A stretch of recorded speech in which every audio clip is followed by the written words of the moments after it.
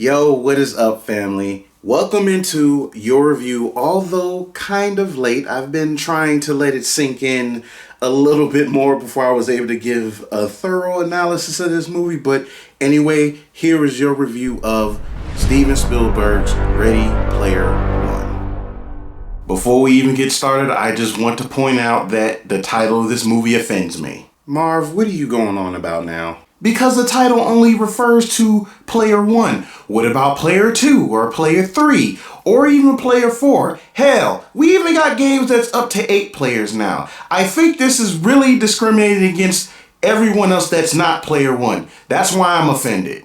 Oh boy.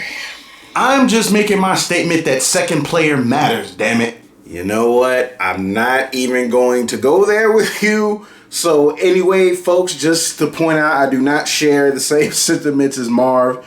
But anyway, as far as how the review goes, if you've been following along, you know how I do it. Give you the good, the bad, some spoiler talk, and overall thoughts. So, as usual, hey, let's go ahead and get this review started, and I will tell you what I thought of Ready Player One. Obviously, one of the best things that's going on with this movie is the special effects as we explore the world of the Oasis, which is this huge online social media / gaming / everything or whatever. All I have to say is that the special effects in this looked really good. Like me personally, I was kind of surprised that they did put a lot of attention inside the Oasis so you could see how a lot of the special effects and all that works. That was actually pretty cool because even with the avatars, which you know were CGI, we got a chance to really see the characters through those avatars. So it never was too many times when it felt really artificial or fake because there were personalities behind those avatars. So I have to say that characters overall were likable for the most part, but definitely the special effects are the highlight, and you've seen the trailers, you've seen how good they look. The whole thing looked like a Final Fantasy cutscene to me. Marv, you say that like there's something wrong with a Final Fantasy cutscene. I'm just saying, man, it kind of loses me with the lack of flesh and blood. That's all I'm saying. Well, I thought it was a good balance the way they used it in this movie between switching from things that's happening in the real world versus things that's happening inside the Oasis.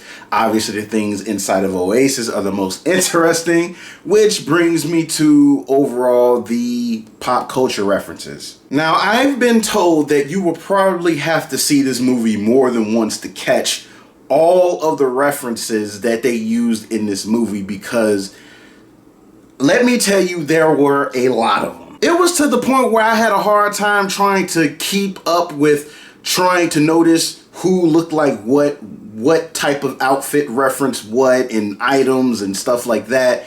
And all I have to say is that overall, if there was ever like a time capsule for things between late 70s up until like early 90s, this movie would be that time capsule. So what you're saying is this movie only caters to 80s babies. Well, I would be a fool to say that wasn't the core demographic, but I feel this movie did it in a way to where folks that probably weren't necessarily born in that decade could really appreciate this movie because overall, it was just fun. Now, I did think it was interesting how they were trying to touch on certain undertones like the use of social media and people's interactions and corporate, influence and things of that nature. And I think that is something that's rather relevant today considering how much we use social media. Haha, that was the preaching and pandering I was looking for. Now, I wouldn't go as far as say it was preachy now. I'm just saying I thought it was interesting the way they handled that message they were trying to convey about how people use social media and how it's, in a way, it's pretty much in the hands or can potentially be the hands of these big conglomerates that don't have the better interests of the consumer at heart. The only other good thing I could think of is overall the tone of the movie. It really felt like a very fun, adventurous film. I mean, I wouldn't expect anything less of Steven Spielberg. So I can only say that overall this does feel it's an adventurous film like we would expect of Spielberg. It's fun. It has some characters that you could or could not relate to, depending on, you know, what side of the fence you stand on. But overall, I thought it had like some really cool qualities, and that's all I can really say as far as that goes. So I'm going to put an end of the good section there. So let's go ahead and transition over to the bad. Personally, I think he's going to have a hard time thinking of something bad. Now, as I said in the previous section, overall, the movie is fun and it has some likable characters to follow through on the experience. But I have to say that overall, as far as the storytelling and the narrative, it was really a by-the-numbers type of story. If you watch enough movies like I do, what that means is it essentially follows a similar structure that most films like this have. You have the underdog main protagonist, you have the big evil corporation, you have said protagonist discover his inner strength, he rises above and takes down the big corporation with the help of his friends.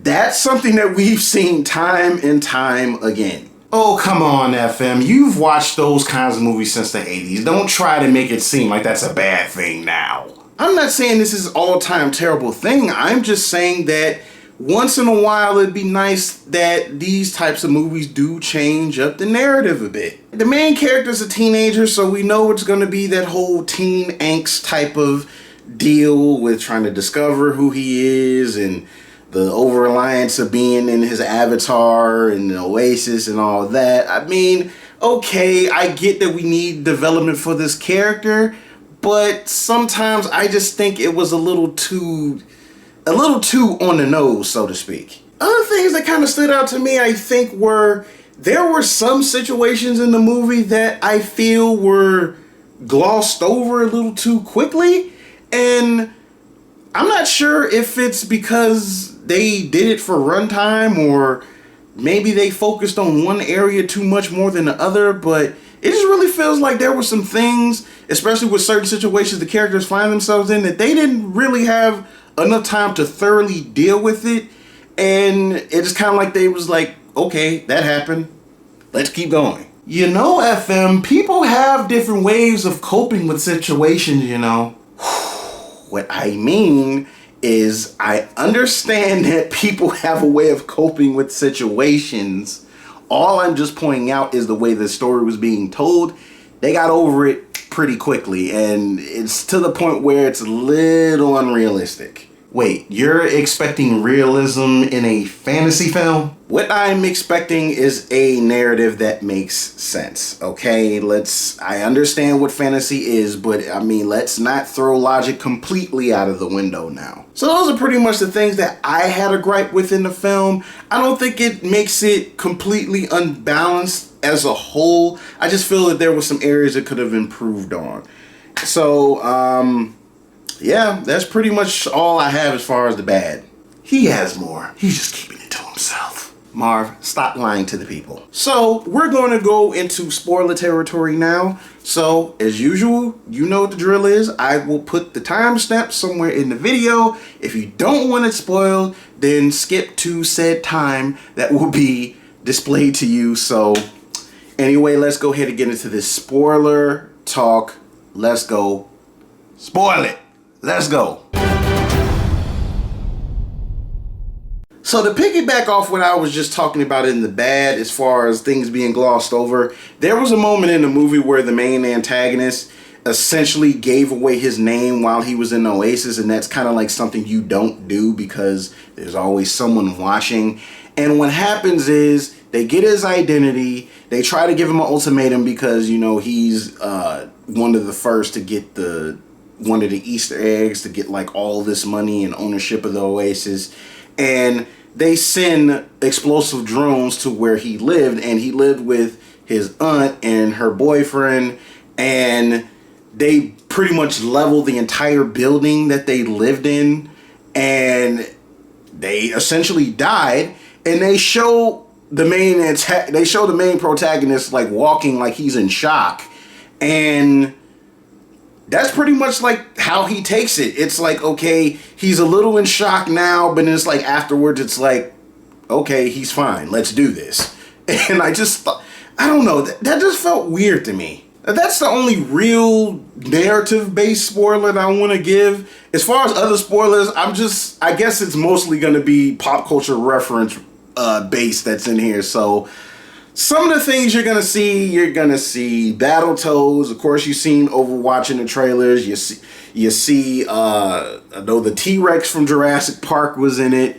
Of course, you saw Chucky, but the way Chucky popped up is that he was used as a power-up projectile, or I don't know how you describe him, but essentially he was an offensive item that you can use, and it's just him just laughing and just swiping away with the butcher knife. And the way he was used was hilarious because he was used as a weapon essentially, and I thought that was pretty cool. Of course, they actually had like a big reference to Stephen King's The Shining, where they essentially revisited like, you know, some classic scenes in it, and of course like it just takes on like a whole new form.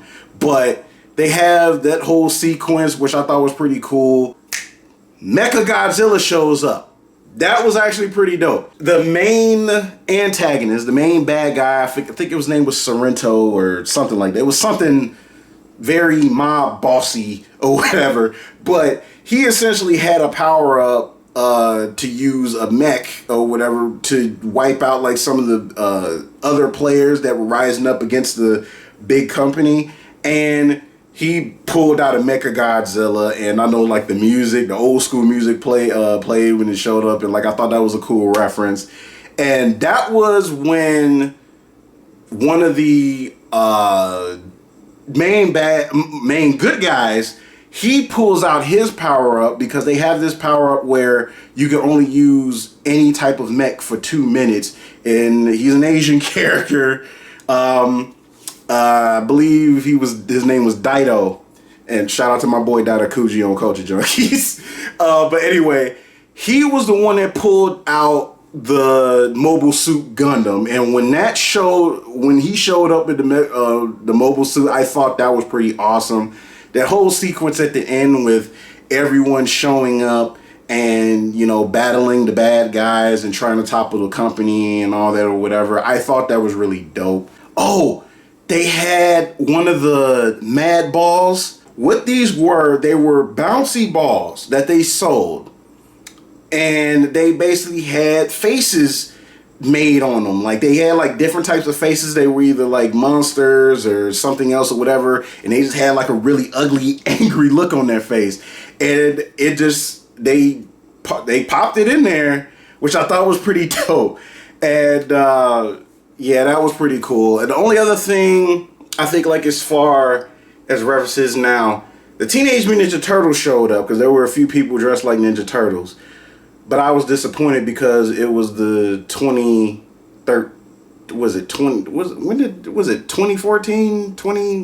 Yeah, it was 2014 Ninja Turtles.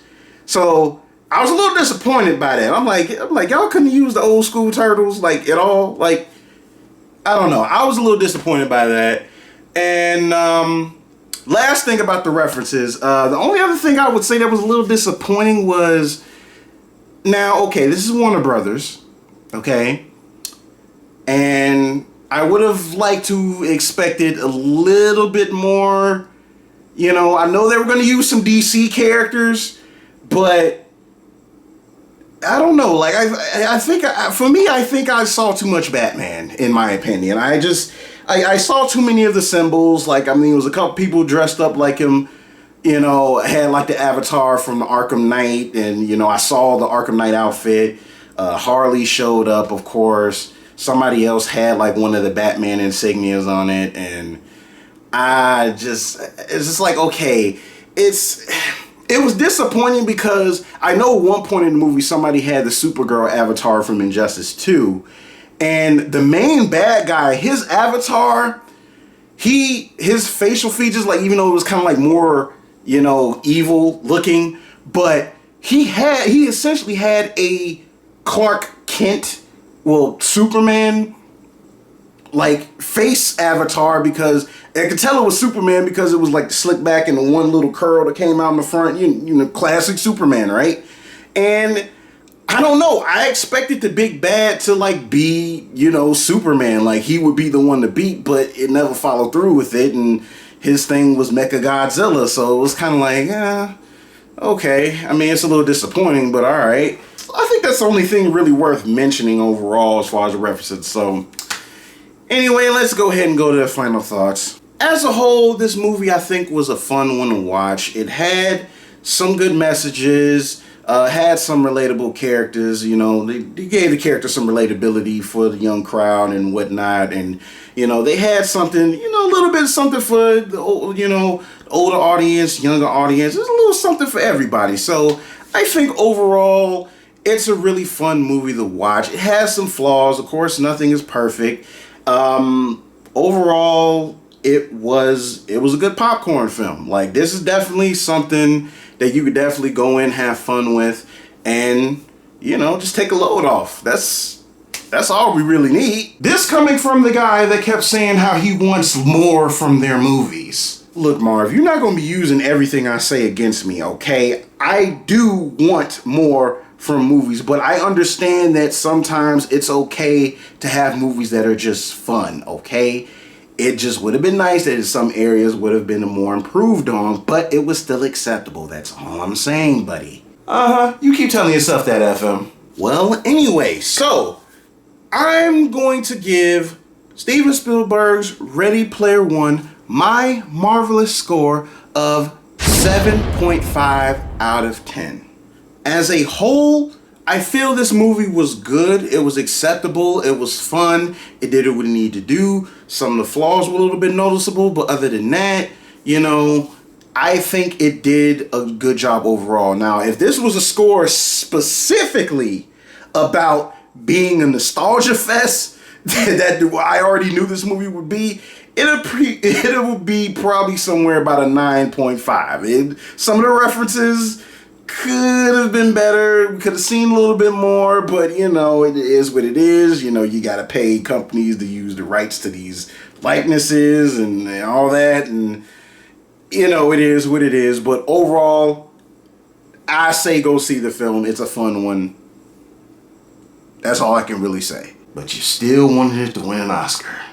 Marv, shut up. So everybody, that does it for my review. I hope you guys enjoyed it.